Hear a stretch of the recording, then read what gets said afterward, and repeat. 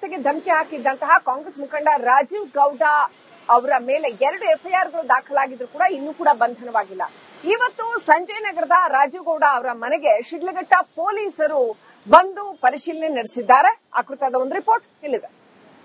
ಶಿಡ್ಲಘಟ್ಟದ ನಗರಸಭೆ ಪೌರಾಯುಕ್ತೆ ಅಮೃತಾ ಗೌಡಗೆ ನಿಂದಿಸಿದಂತಹ ಪ್ರಕರಣಕ್ಕೆ ಸಂಬಂಧಪಟ್ಟಂತೆ ಅಲ್ಲಿಯ ಕಾಂಗ್ರೆಸ್ ಮುಖಂಡ ರಾಜೀವ್ ಗೌಡ ಅವರು ಕಳೆದ 4-5 ದಿನಗಳಿಂದ ಕೂಡ ಎಸ್ಕೇಪ್ ಆಗಿದ್ದಾರೆ, ತಲೆಮರೆಸಿಕೊಂಡಿದ್ದಾರೆ. ಪೊಲೀಸರಿಗೆ ಎಲ್ಲಿಯೂ ಕೂಡ ಒಂದು ಸಣ್ಣ ಸುಳಿವು ಕೂಡ ಸಿಗದೆ ಅಜ್ಞಾತ ಸ್ಥಳದಲ್ಲಿ 4-5 ದಿನಗಳಿಂದ ಕೂಡ ರಾಜೀವ್ ಗೌಡ ಇರತಕ್ಕಂಥದ್ದು. ಈಗ ನಾವು ಬೆಂಗಳೂರಿನ ಸಂಜಯ್ ನಗರದಲ್ಲಿ ಇರತಕ್ಕಂತಹ ಕಾಂಗ್ರೆಸ್ ಮುಖಂಡ ರಾಜೀವ್ ಗೌಡ ಅವರ ನಿವಾಸದ ಬಳಿ ಇದ್ದೇವೆ.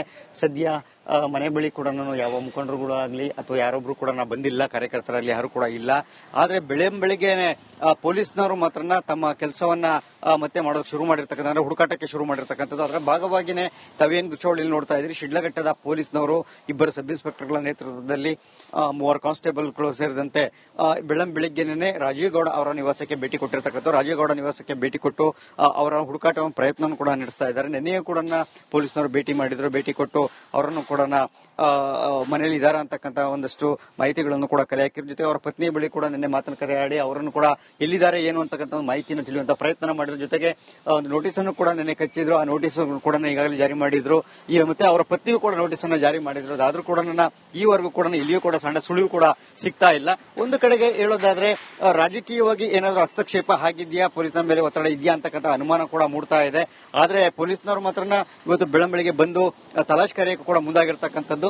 ಜೊತೆಗೆ ಈಗಾಗಲೇ ರಾಜೀವ್ ಗೌಡ ಅವರ ಬಂಧನಕ್ಕೆ ಒತ್ತಡ ಹೆಚ್ಚಾಗಿದೆ ಒಂದು ಕಡೆ, ಆದ್ರೆ ಮತ್ತೊಂದು ಕಡೆ ಪಕ್ಷದಿಂದಲೂ ಕೂಡ ಅವರನ್ನ ಉಚ್ಚಾಟನೆ ಮಾಡಬೇಕು ಅಂತಕ್ಕಂಥ ಒಂದು ಆಗ್ರಹಗಳು ಕೂಡ ಹೆಚ್ಚಾಗಿರ್ತಕ್ಕಂಥದ್ದು.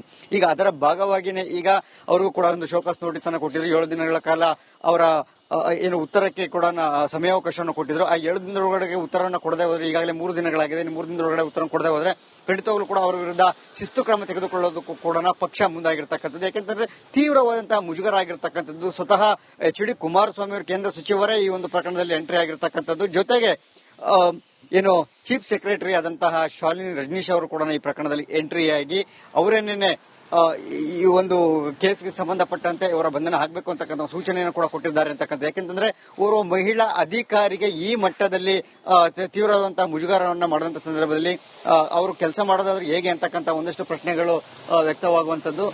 ಹೀಗಾಗಿನೇ ಸರ್ಕಾರಕ್ಕೂ ಕೂಡ ಮುಜುಗರ ಆಗಿರೋ ಹಿನ್ನೆಲೆಯಲ್ಲಿ ಏನು ಅವರ ಬಂಧನಕ್ಕೆ ಆಗ್ಲೇಬೇಕು ಅಂತಕ್ಕಂಥದ್ದು ಸದ್ಯ ಪಕ್ಷದಲ್ಲೂ ಕೂಡ ಮುಂದಾಗಿರ್ತಕ್ಕಂಥ. ಯಾಕೆಂತಂದ್ರೆ ತೀವ್ರ ಮುಜುಗರ ಪಕ್ಷಕ್ಕೆ ಒಂದು ಕಡೆ, ಆದ್ರೆ ಮತ್ತೊಂದು ಕಡೆಗೆ ಈ ಏನು ರಾಜೀವ್ ಗೌಡ ಅವರ ತೀವ್ರವಾದಂತಹ ಗುಣವರ್ತನೆ ಏನಿದೆ, ಪೊಲೀಸ್ ಅಧಿಕಾರಿಗೆ ಬೇಕಾಬಿಟ್ಟಿ ಮತ್ತೆ ಅವಾಚ್ಯ ಶಬ್ದಗಳನ್ನ ನಿಂದನೆ ಮಾಡ್ತಕ್ಕಂಥ, ಖಂಡಿತವಾಗ್ಲೂ ಕೂಡ ಮಹಿಳಾ ಅಧಿಕಾರಿಗಳು ಕೆಲಸ ಮಾಡೋದಕ್ಕೆ ಅಸಾಧ್ಯವಾದಂತಹ ವಾತಾವರಣವನ್ನ ನಿರ್ಮಿಸಿರ್ತಕ್ಕಂಥದ್ದು.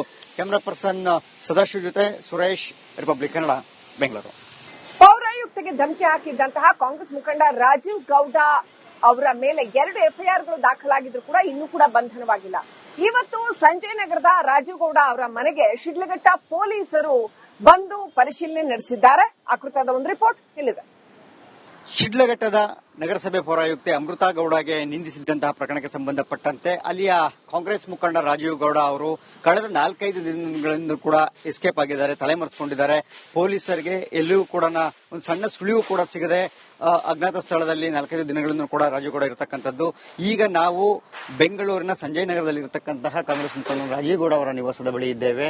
ಸದ್ಯ ಮನೆ ಬಳಿ ಕೂಡ ಯಾವ ಮುಖಂಡರು ಆಗಲಿ ಅಥವಾ ಯಾರೊಬ್ರು ಕೂಡ ಬಂದಿಲ್ಲ, ಕಾರ್ಯಕರ್ತರಲ್ಲಿ ಯಾರು ಕೂಡ ಇಲ್ಲ.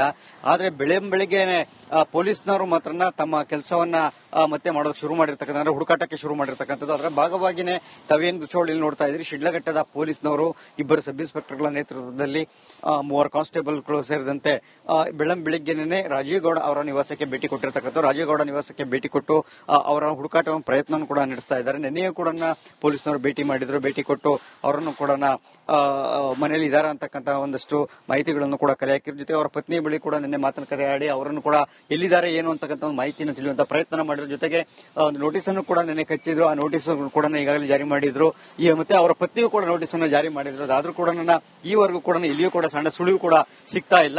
ಒಂದು ಕಡೆಗೆ ಹೇಳೋದಾದ್ರೆ ರಾಜಕೀಯವಾಗಿ ಏನಾದರೂ ಹಸ್ತಕ್ಷೇಪ ಆಗಿದೆಯಾ, ಪೊಲೀಸರ ಮೇಲೆ ಒತ್ತಡ ಇದೆಯಾ ಅಂತಕ್ಕಂಥ ಅನುಮಾನ ಕೂಡ ಮೂಡ್ತಾ ಇದೆ.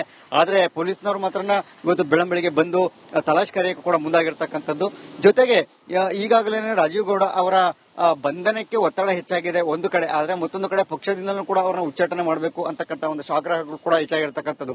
ಈಗ ಅದರ ಭಾಗವಾಗಿನೇ ಈಗ ಅವ್ರಿಗೂ ಕೂಡ ಒಂದು ಶೋಕಾಸ್ ನೋಟಿಸ್ ಅನ್ನು ಕೊಟ್ಟಿದ್ರು. 7 ದಿನಗಳ ಕಾಲ ಅವರ ಏನು ಉತ್ತರಕ್ಕೆ ಕೂಡ ಸಮಯಾವಕಾಶವನ್ನು ಕೊಟ್ಟಿದ್ರು. ಆ 7 ದಿನದೊಳಗಡೆ ಉತ್ತರವನ್ನು ಕೊಡದೆ ಹೋದ್ರೆ, ಈಗಾಗಲೇ 3 ದಿನಗಳಾಗಿದೆ, 3 ದಿನದೊಳಗಡೆ ಉತ್ತರ ಕೊಡದೆ ಹೋದ್ರೆ ಖಂಡಿತವಾಗ್ಲೂ ಕೂಡ ಅವರ ವಿರುದ್ಧ ಶಿಸ್ತು ಕ್ರಮ ತೆಗೆದುಕೊಳ್ಳೋದಕ್ಕೂ ಕೂಡ ಪಕ್ಷ ಮುಂದಾಗಿರ್ತಕ್ಕಂಥದ್ದು. ಯಾಕೆಂತಂದ್ರೆ ತೀವ್ರವಾದಂತಹ ಮುಜುಗರ ಆಗಿರ್ತಕ್ಕಂಥದ್ದು. ಸ್ವತಃ ಎಚ್.ಡಿ. ಕುಮಾರಸ್ವಾಮಿ ಅವರು ಕೇಂದ್ರ ಸಚಿವರೇ ಈ ಒಂದು ಪ್ರಕರಣದಲ್ಲಿ ಎಂಟ್ರಿ ಆಗಿರ್ತಕ್ಕಂಥದ್ದು. ಜೊತೆಗೆ ಏನು ಚೀಫ್ ಸೆಕ್ರೆಟರಿ ಆದಂತಹ ಶಾಲಿನಿ ರಜನೀಶ್ ಅವರು ಕೂಡ ಈ ಪ್ರಕರಣದಲ್ಲಿ ಎಂಟ್ರಿಯಾಗಿ ಅವರೇನೇನೆ ಈ ಒಂದು ಕೇಸ್ಗೆ ಸಂಬಂಧಪಟ್ಟಂತೆ ಇವರ ಬಂಧನ ಆಗಬೇಕು ಅಂತಕ್ಕಂಥ ಸೂಚನೆಯನ್ನು ಕೂಡ ಕೊಟ್ಟಿದ್ದಾರೆ ಅಂತಕ್ಕಂಥ. ಯಾಕೆಂತಂದ್ರೆ ಓರ್ವ ಮಹಿಳಾ ಅಧಿಕಾರಿಗೆ ಈ ಮಟ್ಟದಲ್ಲಿ ತೀವ್ರವಾದಂತಹ ಮುಜುಗರವನ್ನ ಮಾಡಿದಂತ ಸಂದರ್ಭದಲ್ಲಿ ಅವರು ಕೆಲಸ ಮಾಡೋದಾದ್ರೆ ಹೇಗೆ ಅಂತಕ್ಕಂಥ ಒಂದಷ್ಟು ಪ್ರಶ್ನೆಗಳು ವ್ಯಕ್ತವಾಗುವಂತದ್ದು. ಹೀಗಾಗಿನೇ ಸರ್ಕಾರಕ್ಕೂ ಕೂಡ ಮುಜುಗರ ಆಗಿರೋ ಹಿನ್ನೆಲೆಯಲ್ಲಿ ಏನು ಅವರ ಬಂಧನಕ್ಕೆ ಆಗ್ಲೇಬೇಕು ಅಂತಕ್ಕಂಥದ್ದು ಸದ್ಯ ಪಕ್ಷದಲ್ಲೂ ಕೂಡ ಮುಂದಾಗಿರ್ತಕ್ಕಂಥ. ಯಾಕೆಂತಂದ್ರೆ ತೀವ್ರ ಮುಜುಗರ ಪಕ್ಷಕ್ಕೆ ಒಂದು ಕಡೆ, ಆದ್ರೆ ಮತ್ತೊಂದು ಕಡೆಗೆ ಈ ಏನು ರಾಜೀವ್ ಗೌಡ ಅವರ ತೀವ್ರವಾದಂತಹ ಗುಣವರ್ತನೆ ಏನಿದೆ, ಪೊಲೀಸ್ ಅಧಿಕಾರಿಗೆ ಬೇಕಾಬಿಟ್ಟಿ ಮತ್ತೆ ಅವಾಚ್ಯ ಶಬ್ದಗಳನ್ನ ನಿಂದನೆ ಮಾಡ್ತಕ್ಕಂಥ, ಖಂಡಿತವಾಗ್ಲೂ ಕೂಡ ಮಹಿಳಾ ಅಧಿಕಾರಿಗಳು ಕೆಲಸ ಮಾಡೋದಕ್ಕೆ ಅಸಾಧ್ಯವಾದಂತಹ ವಾತಾವರಣವನ್ನ ನಿರ್ಮಿಸಿರ್ತಕ್ಕಂಥದ್ದು. ಕ್ಯಾಮರಾ ಪರ್ಸನ್ ಸದಾಶಿವ್ ಜೊತೆ ಸುರೇಶ್, ರಿಪಬ್ಲಿಕ್ ಕನ್ನಡ, ಬೆಂಗಳೂರು. ಪೌರಾಯುಕ್ತಗೆ ಧಮಕಿ ಹಾಕಿದ್ದಂತಹ ಕಾಂಗ್ರೆಸ್ ಮುಖಂಡ ರಾಜೀವ್ ಗೌಡ ಅವರ ಮೇಲೆ 2 ಎಫ್ಐಆರ್ಗಳು ದಾಖಲಾಗಿದ್ರು ಕೂಡ ಇನ್ನೂ ಕೂಡ ಬಂಧನವಾಗಿಲ್ಲ. ಇವತ್ತು ಸಂಜಯ್ ನಗರದ ರಾಜೀವ್ ಗೌಡ ಅವರ ಮನೆಗೆ ಶಿಡ್ಲಘಟ್ಟ ಪೊಲೀಸರು ಬಂದು ಪರಿಶೀಲನೆ ನಡೆಸಿದ್ದಾರೆ. ಆ ಕುರಿತಾದ ಒಂದು ರಿಪೋರ್ಟ್ ಇಲ್ಲಿದೆ. ಶಿಡ್ಲಘಟ್ಟದ ನಗರಸಭೆ ಪೌರಾಯುಕ್ತೆ ಅಮೃತಾ ಗೌಡಗೆ ನಿಂದಿಸಿದಂತಹ ಪ್ರಕರಣಕ್ಕೆ ಸಂಬಂಧಪಟ್ಟಂತೆ ಅಲ್ಲಿಯ ಕಾಂಗ್ರೆಸ್ ಮುಖಂಡ ರಾಜೀವ್ ಗೌಡ ಅವರು ಕಳೆದ 4-5 ದಿನಗಳಿಂದ ಕೂಡ ಎಸ್ಕೇಪ್ ಆಗಿದ್ದಾರೆ, ತಲೆಮರೆಸಿಕೊಂಡಿದ್ದಾರೆ. ಪೊಲೀಸರಿಗೆ ಎಲ್ಲಿಯೂ ಕೂಡ ಒಂದು ಸಣ್ಣ ಸುಳಿವು ಕೂಡ ಸಿಗದೆ ಅಜ್ಞಾತ ಸ್ಥಳದಲ್ಲಿ 4-5 ದಿನಗಳಿಂದ ಕೂಡ ರಾಜೀವ್ ಗೌಡ ಇರತಕ್ಕಂಥದ್ದು. ಈಗ ನಾವು ಬೆಂಗಳೂರಿನ ಸಂಜಯ್ ನಗರದಲ್ಲಿ ಇರತಕ್ಕಂತಹ ಕಾಂಗ್ರೆಸ್ ಮುಖಂಡ ರಾಜೀವ್ ಗೌಡ ಅವರ ನಿವಾಸದ ಬಳಿ ಇದ್ದೇವೆ. ಸದ್ಯ ಮನೆ ಬಳಿ ಕೂಡ ಯಾವ ಮುಖಂಡರು ಕೂಡ ಆಗ್ಲಿ ಅಥವಾ ಯಾರೊಬ್ರು ಕೂಡ ಬಂದಿಲ್ಲ, ಕಾರ್ಯಕರ್ತರಾಗ್ಲಿ ಯಾರು ಕೂಡ ಇಲ್ಲ.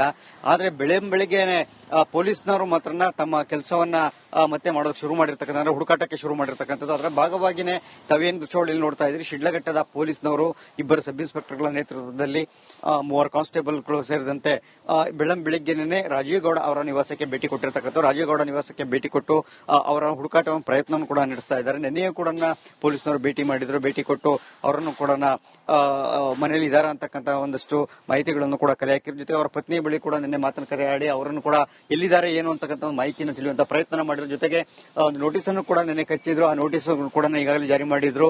ಮತ್ತೆ ಅವರ ಪತ್ನಿಗೂ ಕೂಡ ನೋಟಿಸ್ ಅನ್ನು ಜಾರಿ ಮಾಡಿದ್ರು. ಅದಾದ್ರೂ ಕೂಡ ಈವರೆಗೂ ಕೂಡ ಎಲ್ಲಿಯೂ ಕೂಡ ಸಣ್ಣ ಸುಳಿವು ಕೂಡ ಸಿಗ್ತಾ ಇಲ್ಲ. ಒಂದು ಕಡೆಗೆ ಹೇಳೋದಾದ್ರೆ ರಾಜಕೀಯವಾಗಿ ಏನಾದರೂ ಹಸ್ತಕ್ಷೇಪ ಆಗಿದೆಯಾ, ಪೊಲೀಸರ ಮೇಲೆ ಒತ್ತಡ ಇದೆಯಾ ಅಂತಕ್ಕಂಥ ಅನುಮಾನ ಕೂಡ ಮೂಡ್ತಾ ಇದೆ. ಆದ್ರೆ ಪೊಲೀಸ್ನವರು ಮಾತ್ರ ಇವತ್ತು ಬೆಳಂಬೆಳಿಗ್ಗೆ ಬಂದು ತಲಾಶ್ ಕಾರ್ಯಕ್ಕೆ ಕೂಡ ಮುಂದಾಗಿರ್ತಕ್ಕಂಥದ್ದು. ಜೊತೆಗೆ ಈಗಾಗಲೇ ರಾಜೀವ್ ಗೌಡ ಅವರ ಬಂಧನಕ್ಕೆ ಒತ್ತಡ ಹೆಚ್ಚಾಗಿದೆ ಒಂದು ಕಡೆ, ಆದ್ರೆ ಮತ್ತೊಂದು ಕಡೆ ಪಕ್ಷದಿಂದಲೂ ಕೂಡ ಅವರನ್ನ ಉಚ್ಚಾಟನೆ ಮಾಡಬೇಕು ಅಂತ